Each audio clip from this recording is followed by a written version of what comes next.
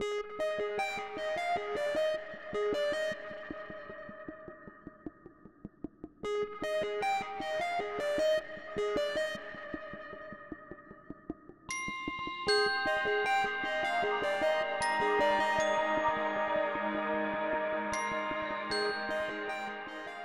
bona nit, amigues i amics. Comencem la inauguració d'aquest cicle, un cicle organitzat pel Palau Macaia del Bressol de la Caixa i el programa de divulgació econòmica de TV3 Valor Afegit, i que, per tant, déu-n'hi-do els mesos que portàvem fins a arribar avui. Com molts de vosaltres coneixeu, la Fundació Bancària La Caixa va crear el Palau Macaia com un instrument per impulsar el debat, la reflexió i l'intercanvi d'idees, i, en definitiva, per posar a Barcelona una eina per ajudar a la transformació social. Normalment, aquí al Palau Macaia, tractem les propostes a partir d'un repte i de diferents objectius. I els reptes que hi tractem, gairebé tots, estarien emmarcats amb això que en diem la sostenibilitat, sigui econòmica, sigui social o sigui mediambiental, i on procurem que la persona estigui en el centre de les reflexions i d'aquest intercanvi d'idees o d'aquests debats.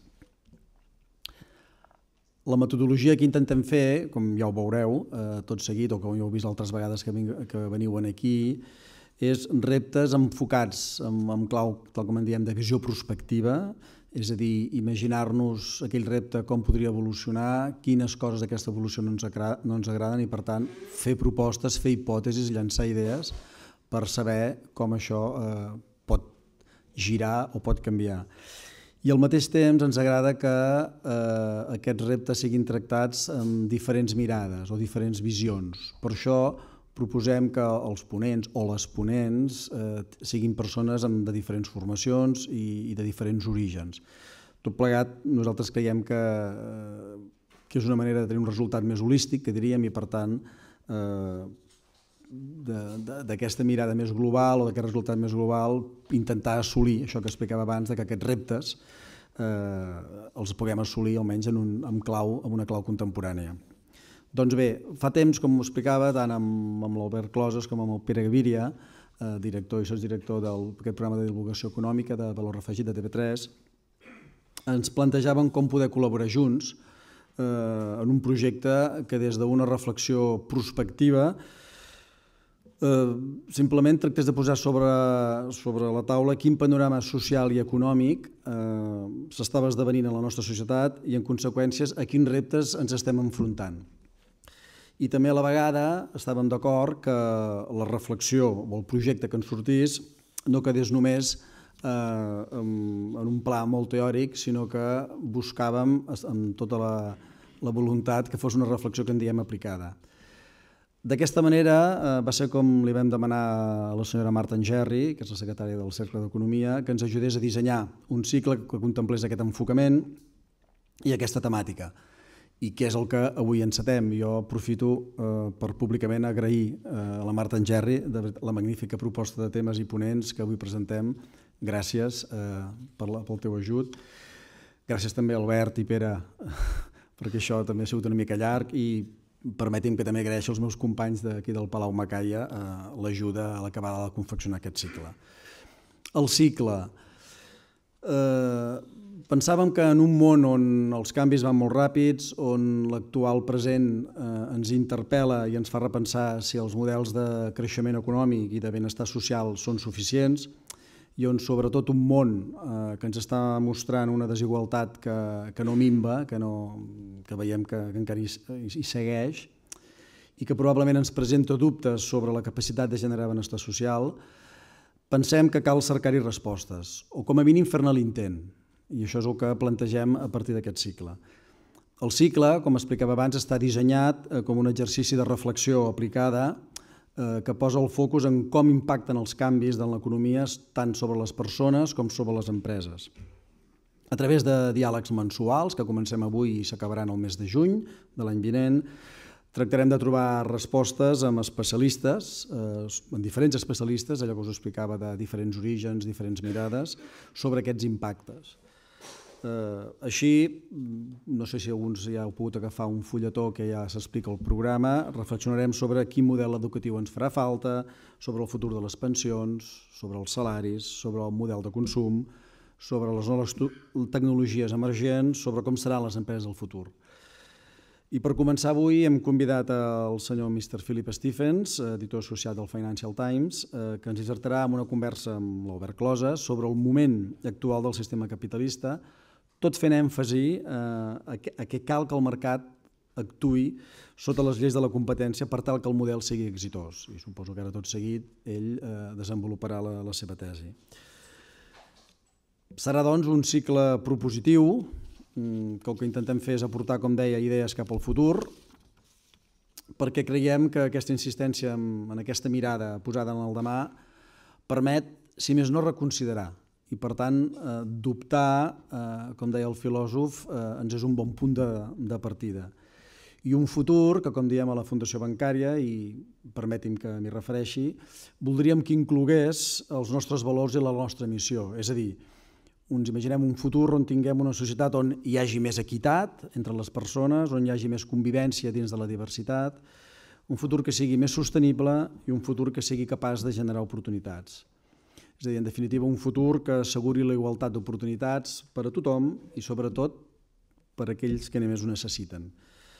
Així doncs, des de la Fundació Bancària, la Caixa, us desitgem una bona reflexió. Passo la paraula al senyor Albert Closes. Moltes gràcies per la seva atenció i reitero les meves disculpes per aquests inconvenients inicials que espero que se solucionin tot seguit. Gràcies.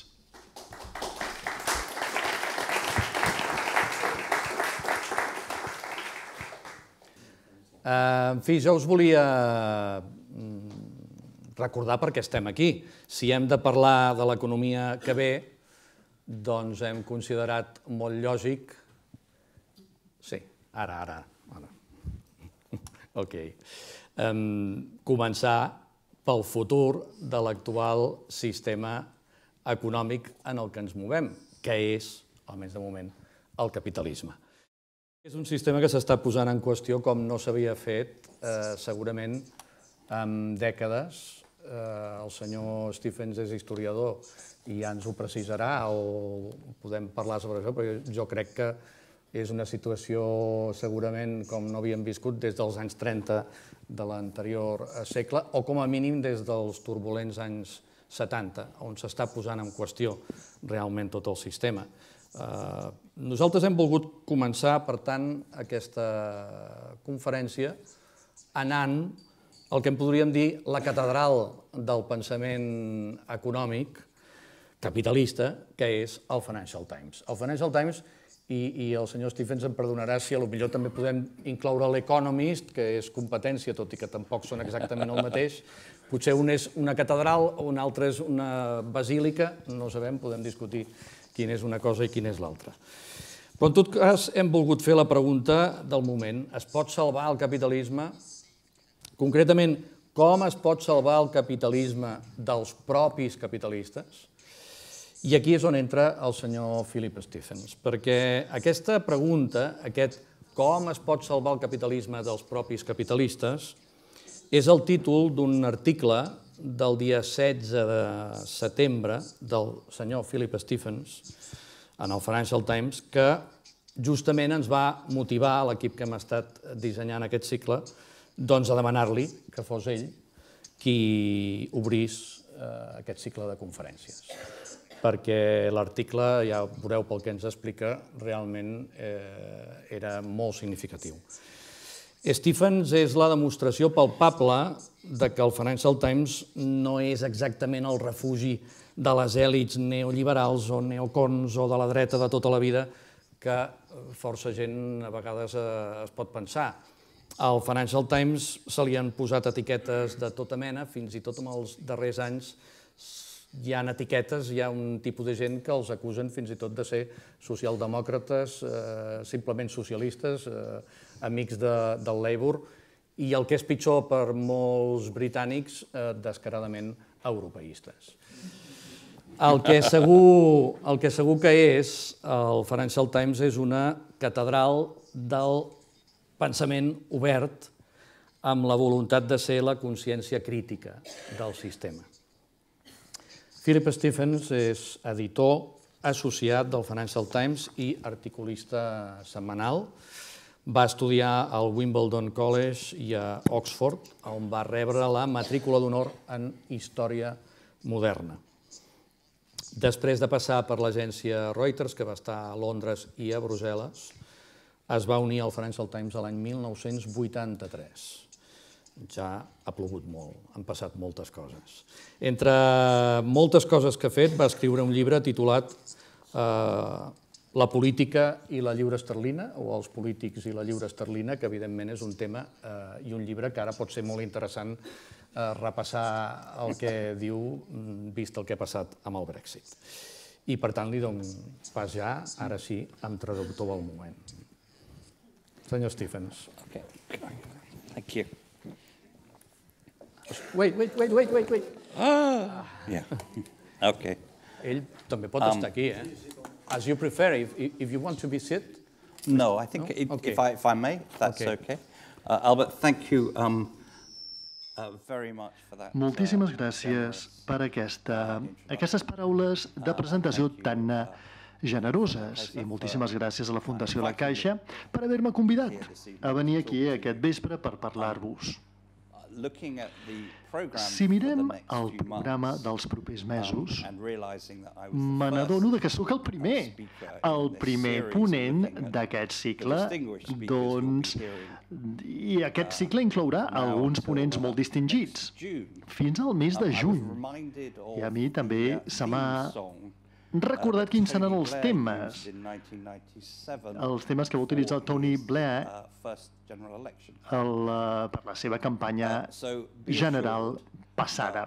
Per tant, tranquils, després d'aquest vespre, les coses només poden millorar perquè pitjor no poden estar. Molt bé, tal com veureu en el programa, el títol és Com salvar el capitalisme dels capitalistes. I a més se'm va acudir, quan venia cap aquí aquesta tarda, que potser alguns de vosaltres no heu pensat que el capitalisme valdria la pena salvar-lo. Per a molts no val la pena salvar-lo. Però jo parlaria més aviat de com salvar els polítics del populisme. I algunes persones potser no volen salvar els polítics. I al final vaig arribar a la conclusió del que espero sigui un abordatge més neutre. I el que pretenc fer en la propera mitja hora és parlar sobre el que podríem anomenar la crisi de legitimitat en moltes de les democràcies avançades del món, aquí a Europa, i evidentment també en els Estats Units de Nord-Amèrica. Des del meu punt de vista, aquest és un repte tant per les nostres institucions econòmiques com polítiques. I és un repte que exigeix alguns canvis fonamentals, tant des del punt de vista de com organitzem les nostres societats, com organitzem el mercat i com fem la nostra política. Si mirem l'èxit de Donald Trump a l'hora d'haver estat el candidat del Partit Republicà i que segurament guanyarà aproximadament el 40% del vot a les eleccions generals del proper dia 8 de novembre als Estats Units, jo crec que existeix la temptació de veure la seva candidatura cap a la Casa Blanca com una aberració espantosa, un malson que serà superat quan Nord-Amèrica es desperti el dia següent amb la Hillary Clinton com a presidenta. Esperem que això sigui així, que sigui una presidència de la Hillary Clinton. Les enquestes dels últims dies, segons les revelacions de l'FBI, doncs han posat a molta gent nerviosa, incloent-hi a persones de la campanya de la Hillary Clinton. Però si pressuposem que ella guanya, no hem d'ignorar mai davant de la seva derrota, la derrota del senyor Trump, el que aquesta campanya ha significat.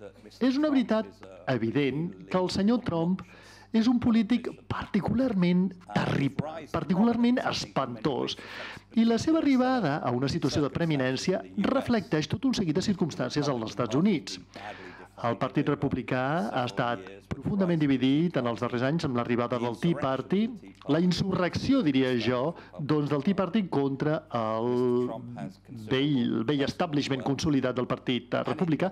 El senyor Trump té molts diners i s'ha de dir que, a més, té una certa entesa de què significa comunicar políticament. I els demòcrates, doncs, que estan donant suport a una candidata que, malgrat la seva experiència i el seu historial, doncs desperta molts antagonismes en un ampli ventall de l'electorat nord-americà.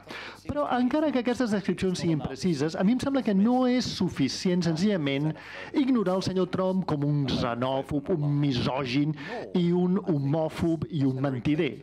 No, com va suggerir la Hillary Clinton. Simplement hauríem, doncs, d'etiquetar un segment ampli dels seus seguidors com a deplorables.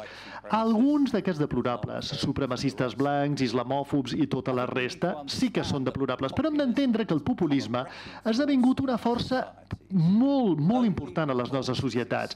No només perquè ha ampliat el seu poder d'atracció més enllà dels deplorables, el que jo anomenaria els perdedors decents de la nostra societat.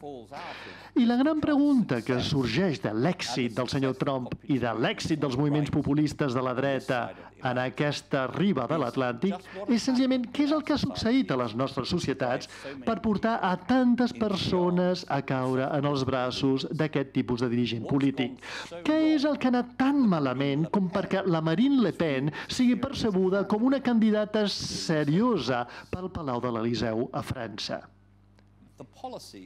Les polítiques que han estat alimentades per aquests pobles, el nativisme, el buscar un cap de turc en els immigrants i les minories, el proteccionisme, un capitalisme dirigit per l'Estat, bàsicament és un còctel mortífer, però per què la gent ho accepta?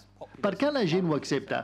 El populisme es desenvolupa en un ambient d'inseguretat, de por i de ràbia. I, per tant, hem d'entendre per què tanta gent sent por, ràbia i inseguretat. Jo parlo com un home que observa el seu propi país amb la seva, amb els seus rampells de bogeria en haver decidit abandonar la Unió Europea, La Gran Bretanya és un país que, malgrat els seus terribles problemes amb Europa en els darrers 30 o 40 anys, amb una llarga tradició d'implicació global i d'obertura mundial, per què?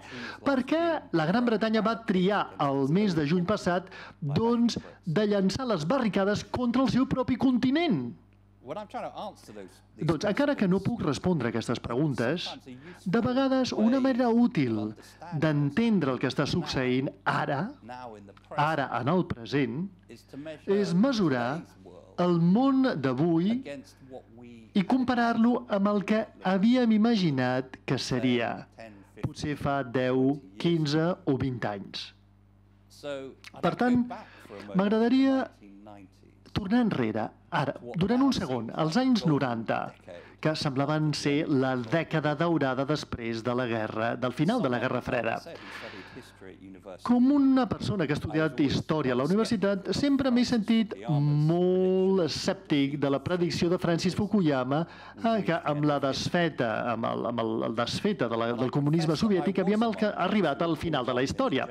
Però confesso que jo formava part d'aquesta onada general d'optimisme. Semblava que els dimonis ideològics que havien fet tant de mal durant el segle XX estaven descansant i que la democràcia liberal i que els mercats oberts liberals prometien un futur de pau i de prosperitat. Doncs bé, quines eren les nostres pressuposicions aleshores durant la dècada dels anys 90? La primera pressuposició era que la democràcia esdevindria el mètode de govern per defecte arreu del món. A mesura que els pobles de tot el món miressin a Europa i als Estats Units com a model d'èxit. La Unió Europea, amb el seu sistema postmodern d'integració multilateral, serviria com a plantilla per eliminar el nacionalisme en d'altres regions del món. Jo recordo que van escriure llibres sobre Àsia que seguirien el model de conducta de la Unió Europea, per no esmentar l'Amèrica Llatina. És a dir, totes aquestes altres organitzacions regionals començarien a imitar a Europa i anirien més enllà de la competició a nivell nacional per passar a una cooperació multilateral.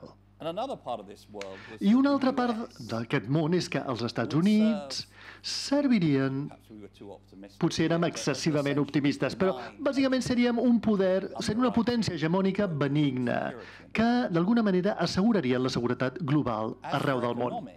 Pel que fa a l'economia, la pressuposició era que els mercats transnacionals i les economies obertes assegurarien la nostra prosperitat futura. Ja podíem veure que la globalització estava traient a desenes de milions de persones del sud i de l'est, els estava traient de la pobresa. Però vam acceptar que la llibertat de comerç i els fluxos de capital sense restriccions continuarien augmentant els estàndards de vida dels pobles a les economies riques quan vam començar a explotar les oportunitats de la revolució digital. I finalment, existia la pressuposició de que la Xina, Rússia i d'altres potències emergents d'arreu del món reconeixerien els beneficis d'aquest ordre post-Guerra Freda, un ordre liberal, i acceptarien el que Robert Zoellick va anomenar, un polític nord-americà anomenat Robert Zoellick, va anomenar grups d'interès responsables. És a dir, que esdevindrien grups d'interès responsables en un sistema que substituiria el nacionalisme amb el multilateralisme. I el futur semblava brillant, semblava molt bo. Aleshores, i ara? 2 dècades més tard, està més clar que mai que ens trobem en el començament més que no pas al final de la història. El consens de Washington pel que fa al capitalisme liberal va quedar destrossat, va quedar esmicolats amb la crisi financera del 2008. De cop i volta se'ns va recordar que els mercats, i especialment els mercats financers, no són els mecanismes eficients que busquen, l'autoequilibri, sinó que vàrem començar a entendre que els mercats i els mercats financers específicament necessitaven de regulació. Una regulació que evités els excessos que es tradueixen amb bombolles que esclaten, i també per assegurar que els guanys de la globalització no es canalitzin senzillament als més rics o el 2% més ric del món, mentre que la resta, el que fan és carregar a les seves espatlles els riscs, que és el que ens ha passat a les nostres societats. A mi em sembla que la duresa econòmica que va seguir aquesta caiguda, un augment en l'atur, i això no necessito dir-ho en un país com Espanya, ingressos estancats i programes d'austeritat governamental varen llançar una llum molt clara sobre les injustícies del nostre sistema i les injustícies del capitalisme que havien estat ignorats en els dies fàcils del crèdit lliure. Sense comparació, la proporció més ampla dels guanys de la globalització van anar als que estan a la part superior de l'escala d'ingressos. I quan, la casa es va trencar, i aquells que van aprofitar-se més van patir menys. Els bancs, és veritat, s'han enfrontat a multes de desenes de milers de milions de dòlars des del 2008. Però quants individus, i això m'ho pregunto des de la meva finestra que mira la City de Londres, quants individus han estat, posats a la cadira, dels tribunals? A Anglaterra, 0. Cap individu ha estat, qüestionat. A Europa, el xoc econòmic de l'eurozona i més recentment les pressions exercides sobre el sistema Schengen pel que fa al moviment lliure degut a la crisi migratòria han alineat els límits de la integració europea. El nacionalisme que Europa havia esperat eliminar per sempre més ha tornat a la política europea amb unes conseqüències molt perilloses. I finalment, i això ens porta al moment actual, al present, la guerra d'Iraq va minar moltíssim, va afeblir moltíssim el lideratge dels Estats Units en el món en el moment en què l'arribada de l'est i del sud estava redistribuint el poder en el sistema internacional. De manera que la Pax Americana havia passat i estem veient el ressorgiment d'un ordre global basat en la competició, la competència entre grans potències. Un ordre que s'assembla molt més al segle XIX que no pas a la segona meitat del segle XX.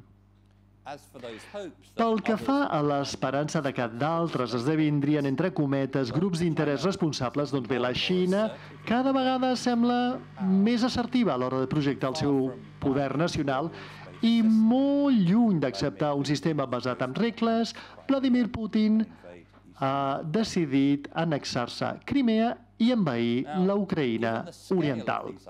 Doncs bé, atesa l'escala d'aquests problemes, la duresa econòmica, una desigualtat creixent, una inseguretat creixent i un desplaçament social i cultural, i ateses les incerteses geopolítiques d'un món que ja no està dominat, com va ser el cas durant 200 anys per les preferències d'Occident, de les nacions occidentals, potser no ens hauríem de sentir sorpresos que moltes persones senten una por profunda. Ni tampoc ens hem de sorprendre de que s'adrecin els populistes. El senyor Trump als Estats Units, la UKIP a la Gran Bretanya, Alternativa for Deutschland a Alemanya i les 5 estrelles d'Itàlia. Tot això és un reflexe del fracàs dels polítics tradicionals de tractar de manera correcta les nostres preocupacions. Continuar tal com les coses han anat sempre no és una resposta prou bona. Per tant, què hauríem de fer per restaurar aquesta legitimitat? Doncs bé, el meu punt de partida és que no existeix una reparació ràpida. No existeix una guia o un manual prefabricat que reescrigui les regles de l'economia de mercat o que, d'alguna manera miraculosa, restauri la fe en la política. D'altra banda, crec que seria absurd i igualment tonto caure en una actitud fatalista. Els règims autoritaris d'arreu del món públicament proclamen que el seu règim és un model superior d'organització política. I jo crec que els mitjans de comunicació de massa, incloent-hi el meu propi diari, de vegades va massa lluny amb l'idea que si tinguéssim alguns governants una miqueta més autoritaris podrien fer les coses de manera més eficient i eficaç.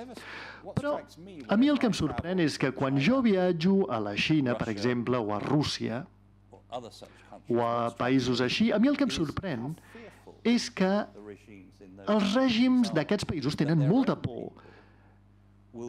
Tenen la por que els seus propis pobles demanaran llibertat, dignitat personal, seguretat sota un estat de dret i l'elecció democràtica que la resta del món disfruta. Per tant, no hauríem d'abandonar l'idea de democràcia. I la política pública pot millorar les inseguretats a la nostra època. Com he dit, jo penso que no es tractarà d'una reparació ràpida, però crec que els polítics poden marcar una nova direcció per una política econòmica que sigui micro i macro i que comenci a restaurar la fe en el sistema existent. No poden convertir el món en un lloc segur, però sí que poden mostrar, i això no ho han fet en el passat, poden demostrar que estan de la banda dels ciutadans, del costat dels ciutadans. I aquest punt de partida ha de començar defensant l'economia de mercat, la qual cosa implica també que s'han de limitar els seus terribles excessos. No hi ha res de nou amb tot això. Vaig passar part de l'estiu llegint un llibre d'història del president nord-americà Theodore Roosevelt a començaments del segle XX, el Trust Buster, com se'l coneixia, el que va augmentar la confiança, el que va, doncs, limitar els excessos de la segona de les grans multinacionals que van sorgir durant la segona meitat del segle XIX. I ell no era anticapitalista, però es va adonar que el capitalisme necessita de competència i també que necessita d'un marc referencial de regles, la qual cosa significa que han, doncs, de cooperar per l'interès general. I, per tant, com a prioritat en la llista de coses per fer dels polítics actuals és un reequilibri del poder relatiu dels governs i de les grans multinacionals. Les activitats transfrontereres de les empreses transnacionals més grans del món, en combinació amb les revolucions tecnològiques, han fet molt més difícil fer una cartografia del mapa de joc, o del camp de joc. La globalització, tal com hem vist arreu d'Europa, ha multiplicat les oportunitats per evitar impostos. Els governs necessiten recuperar el control. I jo aquí seria una miqueta més optimista, perquè hem vist alguns moviments en aquesta direcció. Per exemple, l'esdeveniment que jo personalment he celebrat més que res més a Europa aquesta setmana, aquest any més aviat, ha estat la multa de 13.000 milions d'euros que la Comissió Europea va imposar a Apple. Doncs bé, a veure, no us equivoqueu, Tinc un iPad aquí, amb mi, m'he portat el meu iPad. Apple fa uns productes electrònics meravellosos. I no seré jo qui digui el contrari, perquè no puc viure sense els seus meravellosos productes. Però aquí tenim un exemple d'una decisió que hauríem d'aplaudir tots plegats, en què l'autoritat diu, sí, molt bé, ens encanten els teus productes Apple, però com tota la resta heu de pagar impostos. Google s'enfronta a diverses investigacions per part de la Comissió Europea pel que fa a les al·legacions del seu comportament anticompetitiu. I crec que el Departament o l'Hisenda espanyola està implicada en tot això. Facebook ha sentit l'obligació de reformar els seus temes fiscals per esdevenir més transparent. I Google està fent el mateix a la Gran Bretanya. Hi ha molts altres casos. Starbucks, fora del sector tecnològic. El punt que intento transmetre està molt clar. Necessitem de l'energia i de la innovació d'aquestes noves empreses digitals. Però elles també han de complir amb les seves responsabilitats envers les societats en les quals guanyen els seus beneficis. La setmana passada, un tribunal de Londres, un tribunal d'ocupació va sentenciar que Uber ha de tractar els seus conductors com a treballadors i no pas com a autònoms. Això significa que els conductors tindran algunes proteccions bàsiques, el salari mínim, vacances i tota la resta. Això pot semblar una coseta petitona, però certament no és una cosa petitona pels conductors de taxi, d'Uber. Però hi ha un missatge més important darrere tot això. Els jugadors digitals no poden guanyar els seus beneficis a expenses de l'explotació dels treballadors. Perquè això és dolent per als treballadors, però també és dolent per la societat. I a la Gran Bretanya crec jo que aquesta sentència, la sentència emesa pel Tribunal de Londres la setmana passada, acabarà ajudant a centenars de milers de treballadors en l'economia digital. Això no aturarà a Uber o a Airbnb o a tota la resta perquè guanyin molts beneficis, sinó que senzillament limitaran el mal que aquest tipus d'entrada fa en algunes societats. I espero que recordarà a tothom que el mercat ha de ser el nostre servidor, no el governador de les nostres societats. Els governs han de repensar el seu enfocament pel que fa als acords de lliure comerç. No només el TTIP, l'acord entre els Estats Units i Europa i el d'Àsia.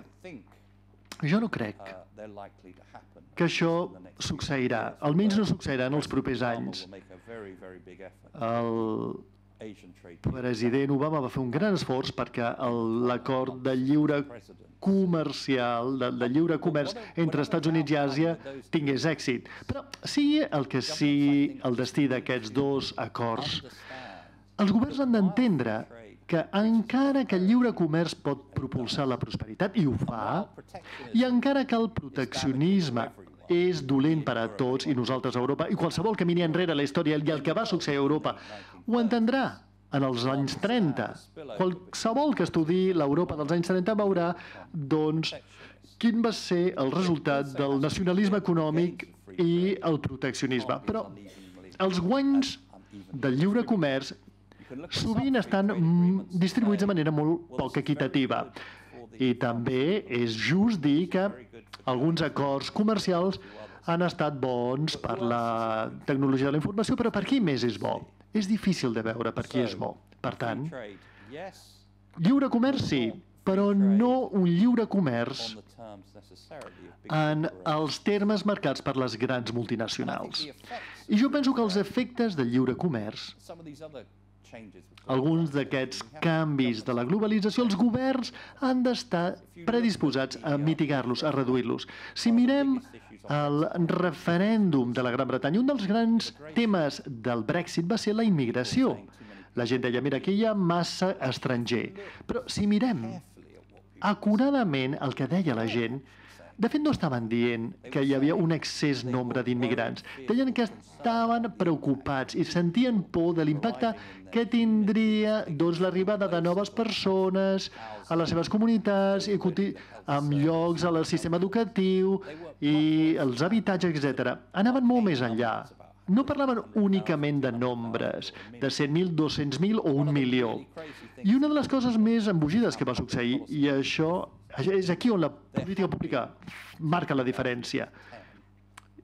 El 2010 va haver un programa finançat pel govern que va canalitzar recursos cap a aquestes comunitats, les comunitats que reben els nombres més grans de nous immigrants.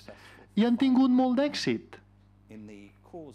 En el decurs del programa d'austeritat, el programa va acabar amb aquest programa de l'any 2010. De manera que va haver un autèntic problema aquí. De manera que la política pública pot marcar la diferència, com deia anteriorment, i en aquest cas va fer-ho malament, però també pot fer-ho bé.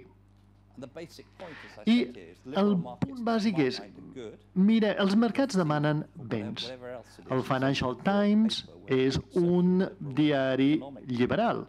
És social i és econòmicament liberal, però per mantenir la seva legitimitat han de parar atenció als perdedors potencials i aquells que guanyen també.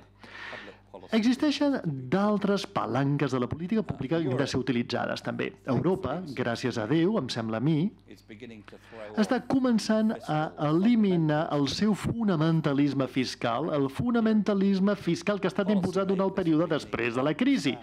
I les polítiques fiscals podrien ser una miqueta més justes.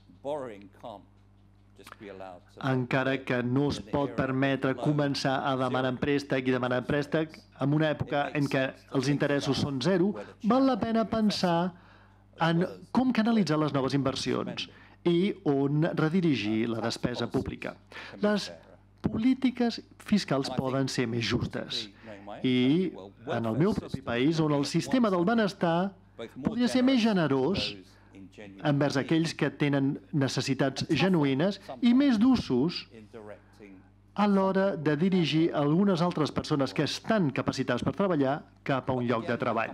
Però, a veure, tornaré al punt fonamental que voldria transmetre aquí, i és que la restauració de la legitimitat de l'economia de mercat i la reputació dels polítics, ambdues exigeixen, d'alguna manera, el mateix remei.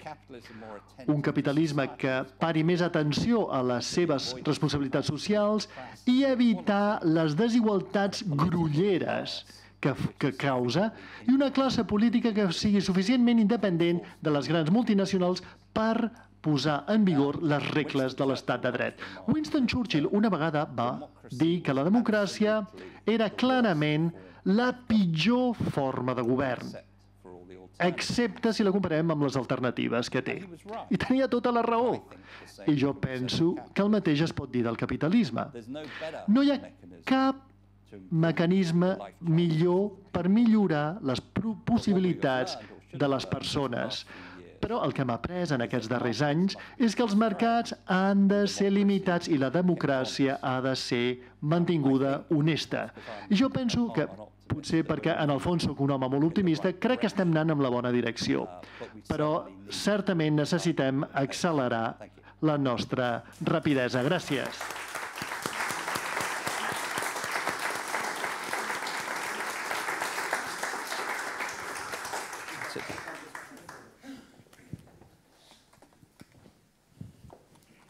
Okay, thanks. Bé, són les 8:05, hem d'acabar cap a 3:15. A mi em van dir que el públic d'aquest tipus de conferències al Palau Macaya és molt pregunton. Per tant, no cal que jo m'enrotlli molt. Avui treballo poc entre una cosa i una altra. Però, de tota manera, per anar fent una mica ambient, jo li vull... Us he de dir que ell també vol fer alguna pregunta a algú de vosaltres. No a algú, però ell també vol preguntar. Que per alguna cosa és periodista. En tot cas, per anar fent ambient, jo li volia preguntar, dins de tot el que ens ha explicat, fins i tot que concretem una mica més. Per exemple, ell ha posat com a exemple de la part més optimista de que sí que s'estan fent algunes coses per posar en ordre aquest capitalisme desenfrenat i desregulat que hem estat patint els últims anys. Ho veu sobretot amb l'actitud de Margrethe Vestager, la comissària europea de la competència, que ha obligat a Apple a pagar el que ha de pagar en impostos. Però jo vull preguntar que es mulli una mica més si això, malgrat tot, al final no haurà quedat com una operació de relacions públiques i que bonic que la gent se'ns està anant tots cap a votar el populisme, com estava dient, i que al final els francesos acabaran votant a Marine Le Pen molt més del que es podria esperar. Per tant, fem alguna cosa, o això pot anar seriosament, i al mateix temps el que tots sabem és que abans d'anar a perseguir grans corporacions que se n'aprofiten dels sistemes fiscals dels propis socis europeus, si primer també els polítics no s'han de posar d'acord en posar ordre amb el sistema de la pròpia Unió Europea que permet mecanismes fiscals que finament se'ls diu optimització fiscal, que és directament fer dumping fiscal, entre propis socis europeus, com és el paper que tenen Irlanda, Luxemburg, Holanda o altres casos.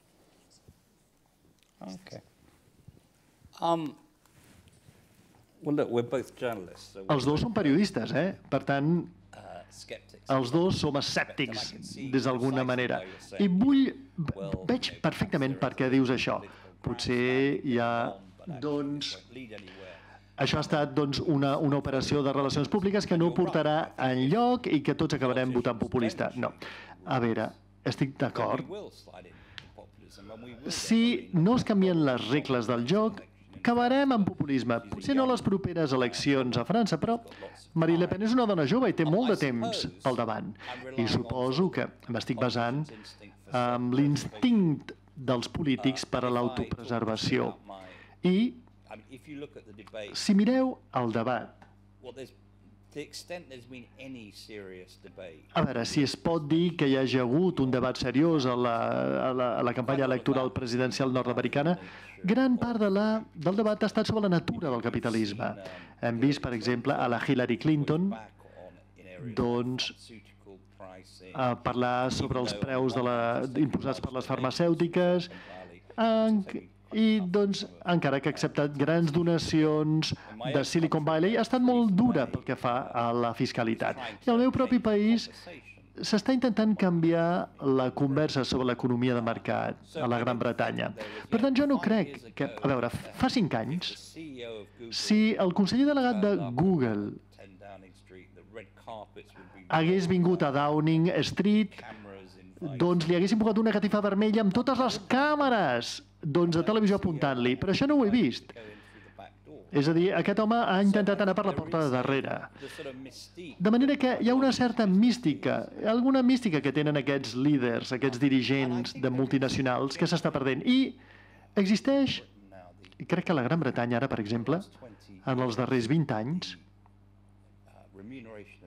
La remuneració dels consellers delegats ha augmentat unes 20 vegades. S'ha multiplicat per 20. Hi ha una autèntica indignació política, tant per part de la dreta com de l'esquerra. I potser sí que estic sent una miqueta excessivament optimista, però penso que hi ha senyals que indiquen que no estem anant al que veiem en els anys 70, quan la gent volia nacionalitzar-ho tot, sinó que estem anant cap a un capitalisme que bàsicament estarà més limitat i també serà més responsable. I jo crec que si poguéssim superar alguns d'aquests arguments, gran part del dany que s'ha fet al continent europeu pels problemes de l'eurozona i després el que jo considero l'obsessió de la política fiscal que va seguir aquesta crisi, les economies clarament necessiten d'una reforma estructural. Però crec que existeix aquí una oportunitat no per reparar les coses aquest any o l'any vinent o l'altre, sinó per emetre senyals. Els polítics poden començar a emetre senyals als seus ciutadans de que, mira, nosaltres entenem, ens preocupem pels ingressos, ens preocupem pel benestar i no permetrem que aquestes multinacionals senzillament s'enduguin el gat a l'aigua. Els polítics, vostè ha insistit molt que, entre altres coses, el que necessitem és que els polítics facin el seu paper i regulin. Fins i tot vostè ha parlat, interessant, d'una persona que ve de la City, que ens fixem en que des que va esclatar la crisi no ha anat ni un banquer a la presó, descomptant Madoff, que allò era un estafador professional, però que és una reflexió molt interessant. Però què s'ha de fer perquè la política torni a tenir el valor de fer el que s'ha de fer? És a dir, els polítics, per exemple, cobren massa poc a la classe política i acostuma a anar gent que es guanyaria molt més bé la vida al món corporatiu i al final és gent de poca vàlua. Què està passant? Com regenerar la classe política perquè faci el que ha de fer? I no caure amb el populisme, clar.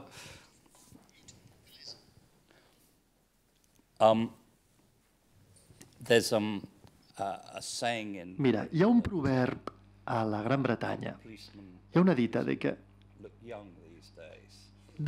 cap policia sembla jove actualment. I això el que sembla suggerir és que som gent gran com jo mateix que diuen les coses ja no són com eren quan jo era més jove. I jo vaig estar en el Financial Times durant els anys 80 i 90. Hi havia grans figures polítiques com Margaret Thatcher, Jeffrey Hunt i Michael Lawson. I jo miro algunes de les figures d'avui dia i penso, són pigmeus en comparació a aquells gegants. Però això es pot exagerar. I crec que també val la pena dir que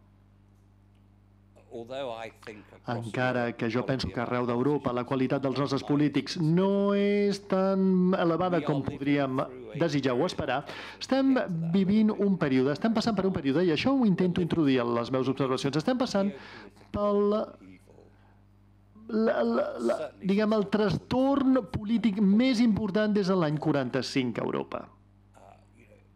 Mireu, el poder del món està canviant dramàticament i s'està distanciant dramàticament dels països. Els mercats estan sent transformats no només per l'arribada de la Xina, sinó també per les tecnologies. Per tant, jo diria, i això és per defensar els polítics, fins i tot els més grans polítics es veurien bocabadats davant d'aquesta situació i davant d'aquests problemes. Mireu, la velocitat. Jo no sóc economista, però sóc una persona que entén, doncs, algunes coses. L'avantatge comparatiu que donava abans l'estar pel davant 20 anys, ara s'ha reduït a 2 anys. Per tant, els polítics no ho tenen fàcil.